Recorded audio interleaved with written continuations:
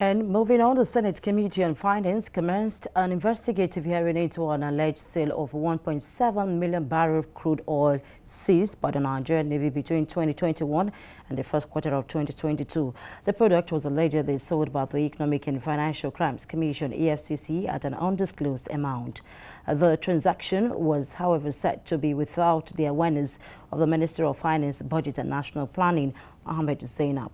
The Nigerian Navy, represented by Rear Admiral Shola, also while speaking before the Senate Committee on Finance, said that 44 ships loaded with crude oil were arrested in 2021 with 1.6 million crude, 4.6 million PMS, and 13 ships were arrested within first quarter of 2022 with 154,000 crude oil. Because those products are money to us as a nation. So there must be a channel or a procedure whereby you will handle them, you will hold on to them.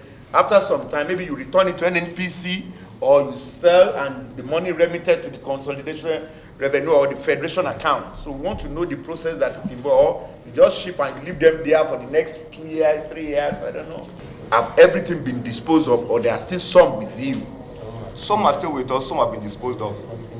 So who disposed them? EFCC, the master. Prosecuting agencies like EFCC. Dispose all these products? Yes, sir. And where are the money? Through the federal account, sir. But I'm not aware of how the seized products are handled or how they have been handled so far.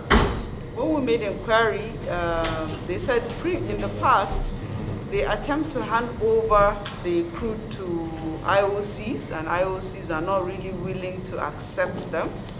And even NNPC was not comfortable accepting them. But I think now NNPC is accepting the crude. I think they must also be accepting the other products that are seized by the Nigerian Navy.